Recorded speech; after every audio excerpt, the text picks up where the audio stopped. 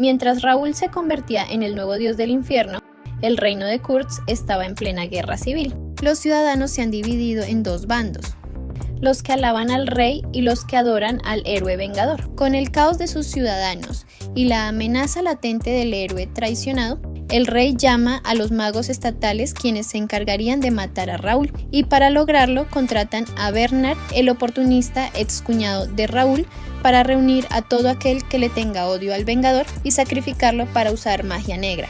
Nuestro vengador ha regresado al mundo de los vivos a seguir su venganza. ¿Seguirá saliendo todo como él quiere?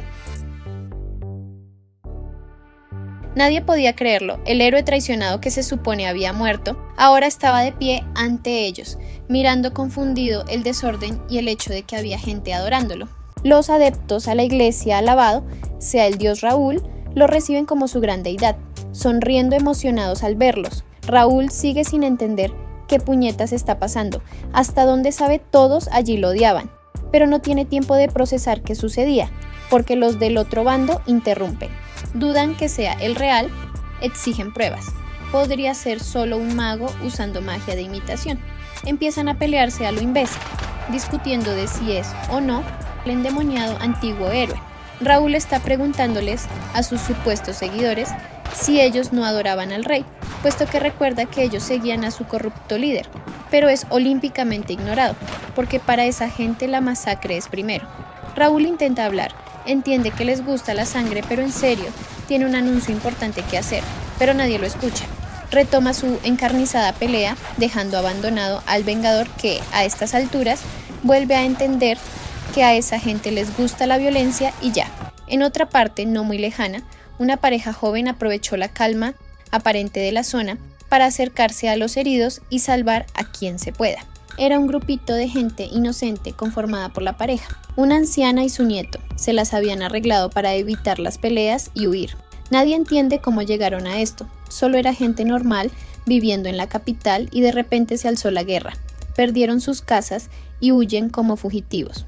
Pero incluso si están asustados y confundidos, hacen lo que pueden para ayudar a los que están peores que ellos. Incluso en el abismo más negro hay una pequeña esperanza. Pero si ya llevas tiempo conmigo leyendo este manga, seguro ya te la sabes. Lo que le sucede a las almas bondadoso que de tanto en tanto aparecen. Pronto ese grupito es emboscado. Eran seguidores de la iglesia de Raúl, quienes los interrogan por si eran los leales al rey. Intentan explicar que no están de ningún lado y solo buscaban vivir, pero esa gente iba con todas las malas intenciones del mundo. La hermosa mujer intenta explicar que no quiere guerra ni formar bandos, solo les ruega que se detengan. Pero esos hombres solo la miran de forma maliciosa diciéndole que no hay de qué preocuparse. La pelea terminará pronto, mientras gane la iglesia de Raúl y sin piedad mata a la pareja de la mujer frente a sus ojos llorosos. El otro tipo la acorrala por la espalda para empezar a hacer sus cochinadas a la pobre, quien solo puede ver en shock el cadáver del que fue su amado. La abuela intenta huir con su nieto, escondiéndose entre los arbustos.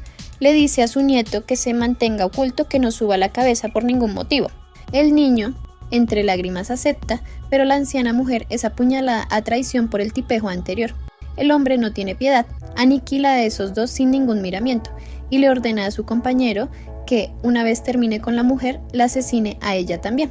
Después de ver cabezas volando y sangre al piso, Raúl ya estaba aburrido por esta absurda guerra. Esta gente peleaba sin importar si se trata del rey o del héroe antiguo.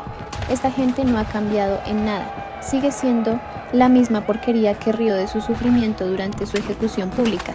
Así que Raúl decide que ya es suficiente y pone manos en el asunto. Un aplauso resuena en todo el lugar. Eso bastó para detener las peleas. Y en ese momento, los numerosos nuevos sirvientes de Raúl aparecieron de portales negros. Todos están más que aterrados de lo que están viendo. Los ángeles caídos aparecen a espalda de su señor ante la mirada consternada de los humanos. Nadie entiende nada. ¿Qué son esas cosas?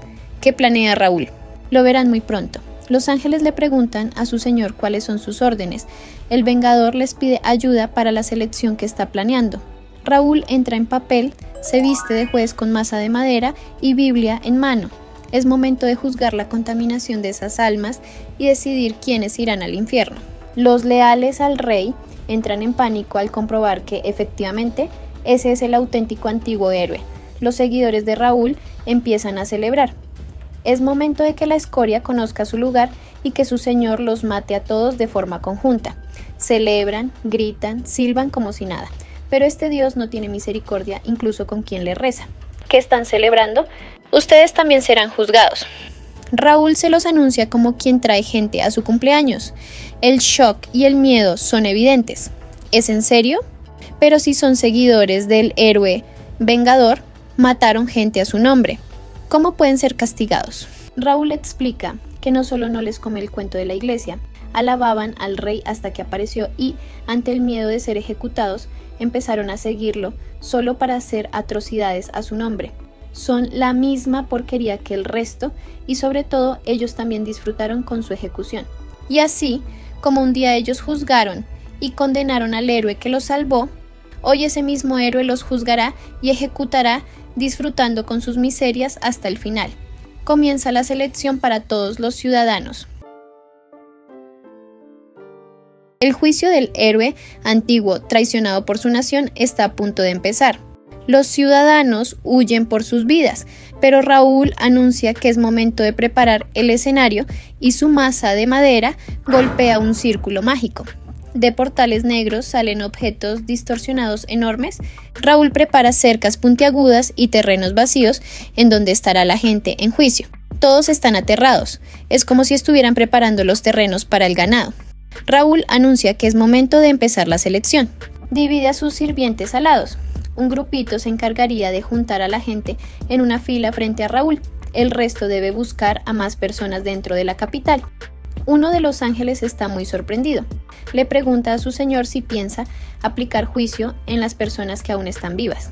Raúl le pregunta si no es posible. El ángel responde que nunca antes se ha hecho, por lo que ni siquiera sabe si es posible. Antes solo juzgaban a los muertos, ni siquiera se consideró el juzgar a los vivos. Raúl lo entiende. A partir de ahora solo irán probando a ver qué sucede y su sirviente acepta. Los ángeles salen volando en búsqueda de juntar a todos los humanos en la cercanía. Atrapan a las personas sin ningún problema ante los gritos y reclamos de estos. Pronto, el primer seleccionado es presentado ante Raúl. El vengador está emocionado. Por fin llegó la hora de usar los poderes obtenidos como el nuevo dios del infierno. El ciudadano empieza a rogar por ayuda cuando la mano de Raúl se posa en su cabeza. El poder los rodea. Algo sale de dentro del hombre ante la mirada enloquecida del antiguo héroe. Ruega por clemencia. ¿Qué rayos hizo para ser sometido por este monstruo? Pero a Raúl solo le da risa. Aquí los monstruos fueron ellos. Por fin, ante la silueta negra de la persona frente a él, Raúl tiene una visión de sus recuerdos. Durante la ejecución pública del héroe Raúl, la supuesta víctima que alegaba que no había hecho nada fue de los primeros que acusaron al ex héroe de ser un traidor. Pero no solo era un vendido, sino que además tenía una personalidad de lo más bonita, golpeando mujeres solo por estar delante de él, sin piedad ante el chico crucificado desorientado y en pavor por la injusta situación en la que estaba. Raúl fue apuñalado por lanzas antes de empezar a ser castigado por el pueblo que defendió. El tipo fue el primero en lanzarle una piedra al rostro del héroe de la nación. Gracias a él es que la gente empezó a lanzar piedras a Raúl de forma efusiva. Esto no era un castigo o siquiera justicia hacia un traidor. Era solo un show rancio para divertir a gente corrupta. Regresamos al presente. Raúl sonríe alegremente. Eligieron perfectamente al primer prospecto para el primer juicio. La primera prueba para ser parte del juicio y la más importante es haber participado en la ejecución del héroe antiguo. Con eso ya eras parte de sus objetivos de venganza. Ahora es momento de ver su alma, y era aún mejor. Su alma era más negra que la uña de un mecánico. No solo desechó a su héroe, sino que tenía un estilo de vida llena de caca que lo hacía una joyita de persona. Así que el castigo eterno es más que adecuado para él, decretado bienvenido al infierno. Los ángeles miran al aterrado humano que entiende perfectamente lo que le toca. Uno de ellos le dice a su señor que intentará primero con 2 personas si le parecía bien. El ángel explica que generalmente hace eso solo, pero como es su primera vez con los vivos, prefiere tener asistencia para evitar que la alma huya. El Raúl le da permiso de probar todos los métodos que quiera, aunque sea de forma provisional. Es el nuevo dios del infierno. así que de cualquier forma se llevará las almas, así que ellos pueden hacer lo que prefieran. Esto hace felices a los ángeles al ver al jefe tan flexible que les tocó, así que es hora de hacer el trabajo. Los dos ángeles sostienen al humano aterrado de los pies y los brazos. El método era simple, uno sostenía y el otro tiraba hacia el mundo de las almas.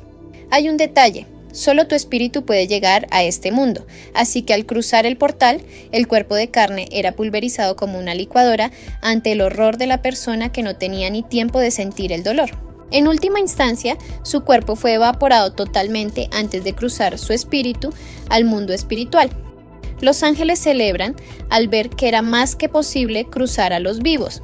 Raúl felicita el logro, antes de ordenar que continúen y se den prisa. En otro lugar, el asqueroso tipo ya hacía lo que querían con esa pobre mujer, sin notar la temible sombra del ángel detrás él. El ángel toma al sujeto de la cabeza, alzándolo como un muñeco ante la incredulidad de él.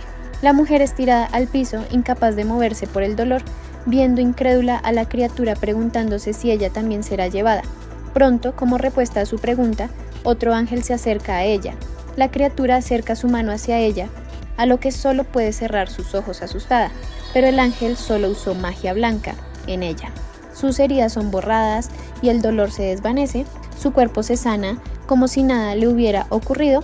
El ángel le explica que, por órdenes de su Dios y por el bien del juicio, debían sanar a aquellos que estuvieran heridos antes de llevarlos, y la mujer es llevada con el resto.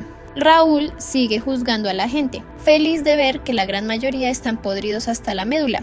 Todos son sometidos por igual, mujeres, niños y ancianos, porque la maldad no tiene género y edad y todos hemos cometido un pecado en algún momento de nuestras vidas. En ese aspecto el infierno debe ser bastante diverso. Los ángeles estaban muy creativos con los métodos de ejecución, ya sea aplastamientos por rocas, atravesado por picos o solo pulverizándolos. Todo iba perfecto tal como quería Raúl. Finalmente vemos que solo quedan dos grupos de personas que consiguieron pasar el juicio, ya sea por no formar parte de la ejecución de Raúl o llevar una vida decente. Muchos están felices y abrazan el alivio, presumiendo el haber sido buenas personas todas sus vidas. ¿Pero realmente es tiempo de celebrar? ¿Ellos en serio están a salvo? Varios días han pasado desde que empezaron los juicios a los ciudadanos. Los ángeles estaban pulverizando a los últimos pecadores, terminando con las personas de la capital que podían ser enjuiciadas. Todos los que se emocionaron y disfrutaron con la ejecución del héroe ahora están llorando en los confines del infierno, siendo arrastrados por los ángeles caídos. Mientras tanto, los que no podían ser enjuiciados fueron separados en rejas a la espera de su veredicto. En una cerca estaban los que no fueron a la ejecución del héroe Raúl y por lo tanto no eran objetivo de venganza. En la otra se encontraban aquellos que sí estaban en la plaza durante la ejecución, pero sus almas no están lo suficientemente contaminadas para ser llevadas al infierno. Por cierto, los ciudadanos han estado encerrados allí durante días, pero gracias a la magia de Raúl no sienten cansancio o hambre. Además, el grupo que estaba en la ejecución, pero sus almas son medianamente puras, hacían escándalo porque los dejaran libres y llamaban monstruos a los sirvientes. Los ángeles caídos los veían como raritos, ya que son conscientes de que allí nadie es un santo. Raúl les agradece por su arduo trabajo y los manda de regreso al infierno, a lo que sus sirvientes les da una reverencia y regresan al mundo espiritual. El Vengador se dirige a la cerca donde están reunidos los del grupito de futuras joyitas. Estos reclaman el haberse tardado tanto en liberarlo. Raúl anuncia que les tiene un regalo preparado exclusivamente para ellos. La gente se emociona notablemente, preguntándose si es algo malo. El Vengador explica que no pueden vivir en una ciudad en ruinas y chasquea los dedos. En un instante, una hermosa y lujosa ciudad aparece ante ellos, con pisos de oro, puentes elegantes y edificios finamente construidos. Todos están sin palabras. Parecía un lugar donde solo habitan los ricos. La ciudad no venía sola. Habían más habitantes allí, puestos de tiendas y gente tan atractiva y perfecta que parecían esculpidas. Nadie entiende nada. Hasta hace unos días temían por sus vidas y ahora parecían estar en la entrada a la ciudad de los sueños. Las mujeres hermosas se acercaban a los hombres apuestos juraban amor eterno a las mujeres, los niños eran abarrotados de juguetes gratis y de todo tipo. Todos miran a Raúl preguntándose si esto es real, si de verdad pueden vivir allí. Raúl anuncia que ese lugar ahora era suyo. Pueden vivir sin trabajar ni pagar nada y tendrán todo lo que deseen. La gente celebra y venera a ese muchacho como su dios. Raúl se despide deseándoles una feliz estadía y los ciudadanos vivieron felizmente por toda la eternidad. ¿O no? Raúl se había ido a un sitio apartado y los mantenía a todos vigilados, mantendría sus ojos puestos en sus almas. Nos vamos ahora al castillo Auerbach, más específicamente a su refugio subterráneo, en donde se hacían ciertas actividades de ética nefasta. Los magos estatales se preparaban para el ritual de magia negra. El líder de estos anuncia el momento de devolver las almas. El lugar parecía una endemoniada secta.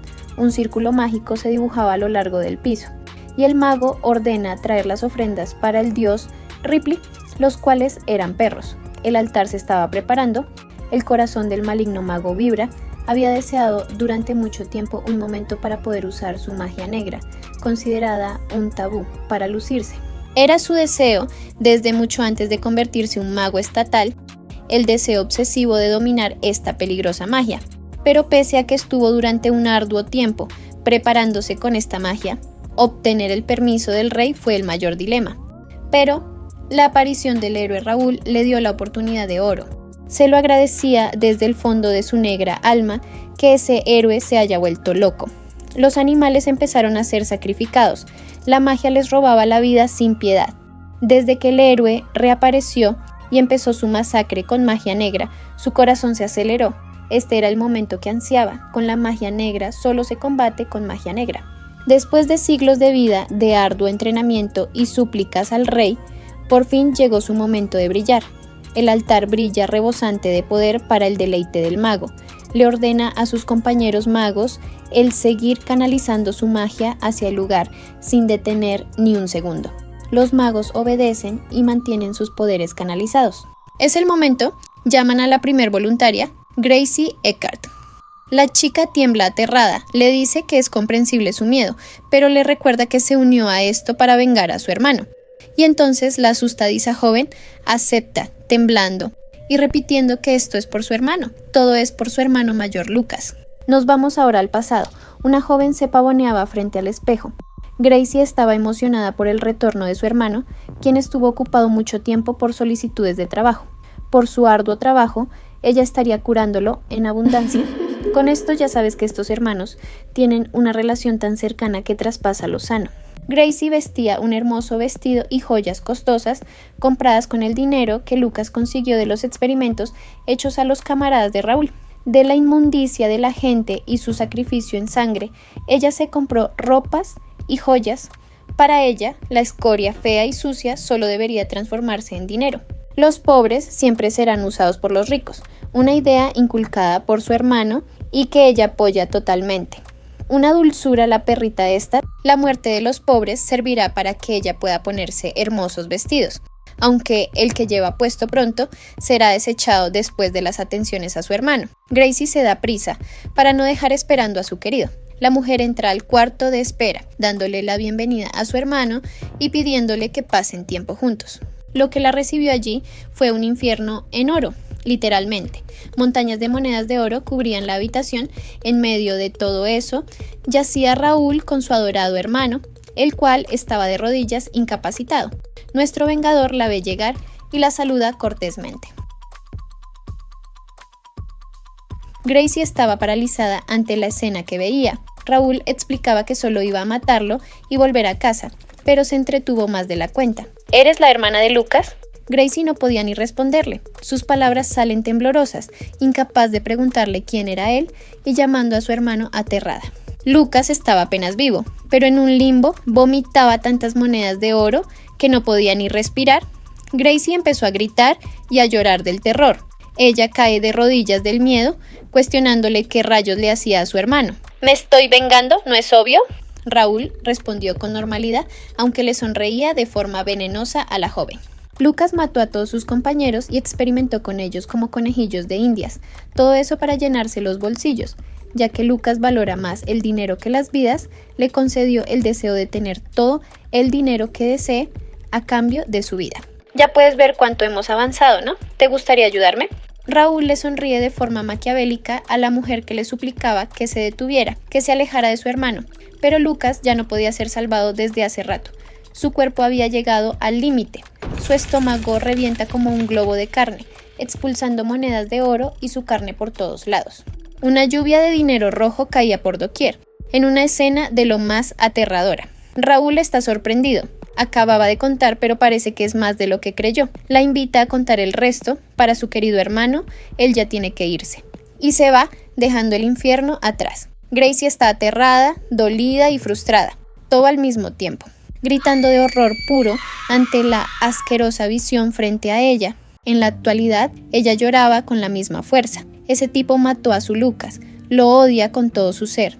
Desde su perspectiva, su inmundo hermano solo hacía su trabajo. ¿Qué tiene eso de malo? En tal caso, él sería una víctima de todo esto. Raúl es un monstruo indolente. El mago estatal le dio la razón y le juró que matarían a Raúl por venganza a lo que le sucedió a su hermano mayor. Gracie asegura que lo odia tanto que dará su vida para matarlo. Por ello no tiene miedo de hacerlo, aunque su rostro está pálido y su pulso tiembla. La joven sube al altar, ensangrentando, se pone de rodillas, con las manos detrás de la espalda y mostrando el cuello ante el sádico mago. Tras cubrir la cabeza de la mujer, es momento de empezar el ritual. Gracie tiembla. Del dicho al hecho hay un enorme trecho. Ella odia a Raúl, pero de ahí morir brutalmente en una especie de sacrificio es un cambio radical. Desgraciadamente es tarde para arrepentimientos. El mago saca una cuchilla oxidada, sin filo, apenas cortaba, al cuello blanco de la joven mujer. Y llegó el momento, y entonces el bizarro espectáculo empezó. Es horrible en todo aspecto, la cuchilla corta poco y genera demasiado dolor, haciendo gritar de agonía a la joven. Pero todo está calculado. El utensilio fue elegido específicamente para causar el mayor dolor posible y así la agonía de la víctima intensifique el poder del ritual. Por supuesto, ante tan bizarro espectáculo, los voluntarios que quedaban están horrorizados de ver lo que les espera. Para empeorar, la maga estatal les dice que no pueden huir ahora. Falta poco y todos ellos deben morir también. Una delicada con las palabras hay que ver. La gente está escandalizada, no hay forma de que quieran participar en esto. Piden huir ya de ahí. Todos quieren irse. No aguantan ni siquiera mirar esto y se dirigían a la salida cuando una voz grave se hace presente. Alguien aparece estruendosamente en el lugar. Los soldados lo escoltan. Nadie entiende quién es cuando ven pasar a un imponente soldado con armadura pesada y espada enorme. Un hombre imponente de piel tostada viene por las órdenes del rey y llevando a un león en su pecho. Con su feroz mirada ordena que se den prisa, puesto que el rey no tiene tiempo para estar esperando. El mago estatal, al segundo al mando, le explica que este ritual lleva tiempo, por lo que le pide al general Blackham que vigile el exterior. El tipo solo toma a uno de los sacrificios, lo alza con una mano, mientras les dice que no pueden usar excusas. Pero más importante, las cucarachas no deben deambular por ahí. Él no es tan tolerante e ingenuo como el ex general Brown. Intentan explicarle que extraer las almas toma alrededor de 100 horas. No es algo simple de hacer. El hombre le dice que está muy bien enterado y que esas 100 horas empiezan una vez llegan a la fase práctica del ritual y ni siquiera tienen control de los recursos. No pierdan el tiempo de su majestad. Este hombre no anda con tonterías. Por supuesto, no bastándoles con el horrible ritual y los magos aprovechados, aparece un mastodonte de 2 metros a llamarlos directamente recursos. Sus vidas valen cacas para todos ellos. Todos lloran en reclamación. No quieren morir en profunda agonía con gente que ni los valora como humanos. Es una locura total. En el lugar se monta el caos. La gente pidiendo morir de forma más humana. Los magos quejándose de que el escándalo no los deja concentrarse. El general apurando el endemoniado ritual. El mago asistente reprochando que la corona no iba a salirse con la suya esta vez. Y un montón de porquerías más. Parecía que todo se iba a ir por el caño, cuando alguien avanza al frente murmurando un conjuro. Con voz suave les pide a todos calma y que lo escuchen. Bernard, conjurando un poderoso hechizo, se hace presente para arreglar el asunto. El ver sus ojos hacía que cayeras en sus encantos y creyeras en verdad que este tipo era un pan de Dios. Todos están embelesados ante ese joven, un ídolo en masa que hacía que lo vieras como el pobrecito buena gente. Bernard se presenta como el excuñado de Raúl y la gente lo reconoce como el viudo que perdió a su esposa embarazada de forma horrenda. Todos están asombrados de que alguien de su calibre también se haya presentado. Bernard empieza a llorar como la propia Magdalena, explicando que su mujer e hijo fueron asesinados, y con ese dolor y odio vino hacia allí. Pero un recuerdo le viene a la mente a uno de los sacrificios, explica que debes tener relación por sangre con los asesinados por Raúl para poder participar en el sacrificio. Bernard no está emparentado con Claire, solo era su esposo, por ello no puede participar en el sacrificio. Él afirma, pero convenció a un niño que es pariente lejano de su mujer para que participe en su lugar. Como es joven, él está presente como su guardián. Con guardianes como ese, mejor tiras al niño al barranco, estaría más seguro. Bernard sigue su teatrito de pobre víctima impotente, diciendo que anhelaba hacer un sacrificio y vengarse de Raúl, pero por la condición de sangre no puede hacerlo. Pero ustedes aún pueden hacer algo por sus seres queridos. Son gente especial. Bernard es una cucaracha oportunista, pero hay que reconocer que tiene labia. Consiguió hacer que la ruin masacre de un ritual demoníaco luciera como el noble sacrificio de gente elegida por sus seres amados. Todos lloran conmovidos. Ellos eran los afortunados elegidos que pueden vengar a sus seres amados. Su dolor no es nada comparado al sufrimiento del pobre Bernard. Ellos deben hacerlo para cargar con sus sentimientos. Bernard llora dándoles las gracias, y la gente como borregos se acomoda para empezar a hacer los sacrificios. Por otra parte, Gracie, que seguía siendo amonestada en el altar, por fin dio su último aliento cuando su cabeza se desprendió. Su cráneo y cuerpo fueron tomados por la magia negra ante la maravilla del mago. El cadáver es consumido y envuelto en la maligna magia como un muñeco de carne. El mago llama el siguiente sacrificio. Era el niño traído por Bernard. Su cerebro fue lavado por por lo que era un títere sin voluntad. Finalmente, todo está en orden y continuando sus ruines planes. Bernard toma un respiro antes de poner un gesto de desagrado total.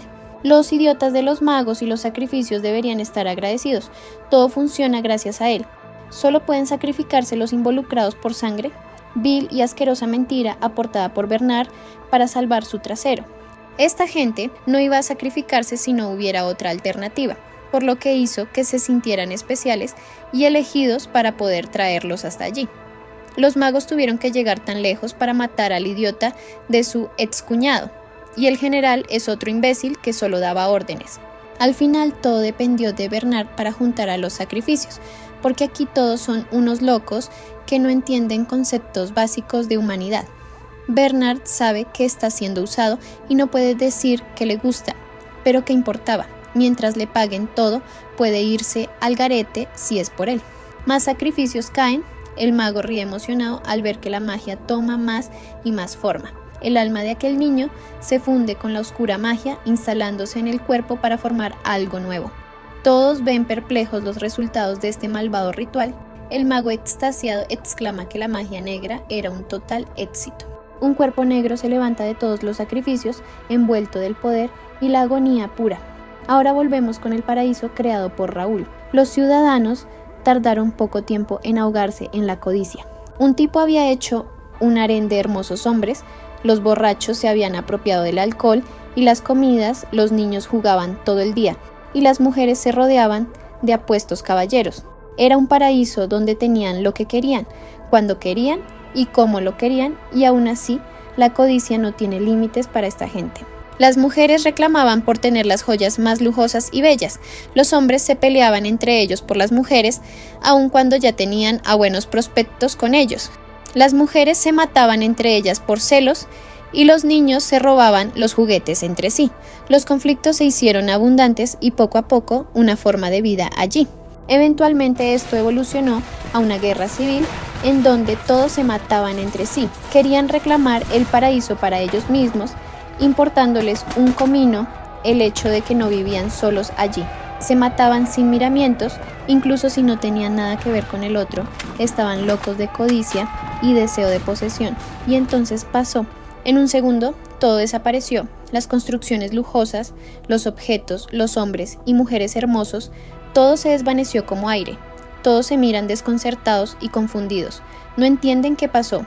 ¿Dónde está la ciudad? ¿Qué era ese sitio? Justo esto era lo que esperaba. Todos le reclamaban a Raúl qué rayos estaba sucediendo. He visto la inmundicia de sus almas. No necesito otro paraíso falso. Sus frías palabras consiguieron paralizar a todos. ¿Qué puñetas acaba de decir? ¿Falso? Bueno, sigamos entonces. Bienvenidos todos al infierno. El juicio de la humanidad apenas estaba empezando. Y bueno, chicos, esto es todo por ahora. ¿Qué les pareció el capítulo? Déjenlo en comentarios, que eso me ayuda un mundo. Nos estaremos viendo muy pronto. Un beso grande.